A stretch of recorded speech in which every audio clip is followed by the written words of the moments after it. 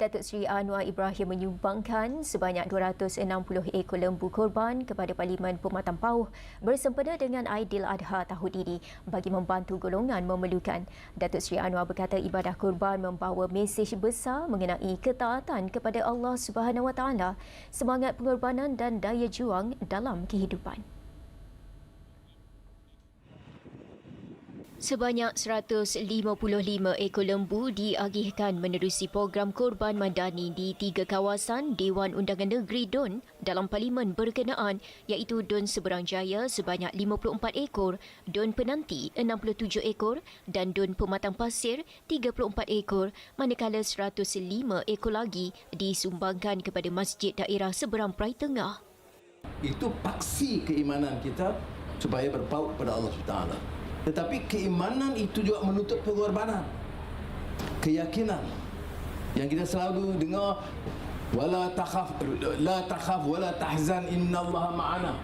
Kalau keyakinan itu ada, dia tidak ada gentar, tapi kita lalui dengan sabar dan dengan bijaksana.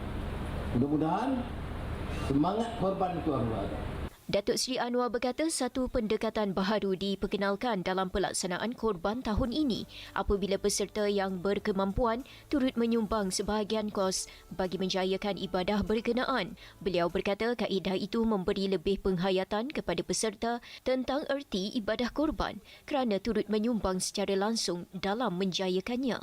Katanya penghayatan ibadah korban juga perlu diterjemahkan melalui usaha menyantuni rakyat, terutama fakir miskin, golongan kurang bernasib baik dan mereka yang dibelenggu kesusahan hidup.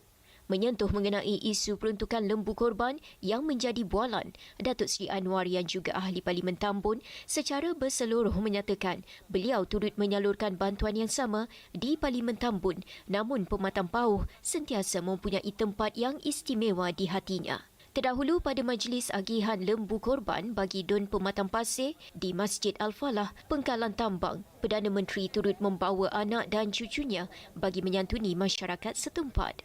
Datuk Seri Anwar turut meninjau perkembangan projek Masjid Jamik Ceruk Tok Kun yang diharapkan dapat menjadi pusat ibadah, ilmu serta medan penyatuan ummah buat masyarakat setempat serta menyempurnakan penyerahan lembu korban kepada wakil masyarakat di Ceruk Tok Kun. Beliau juga mengambil kesempatan singgah di rumah keluarganya di Ceruk Tok Kun untuk bertemu dan meluangkan sedikit waktu bersama keluarga serta saudara maranya.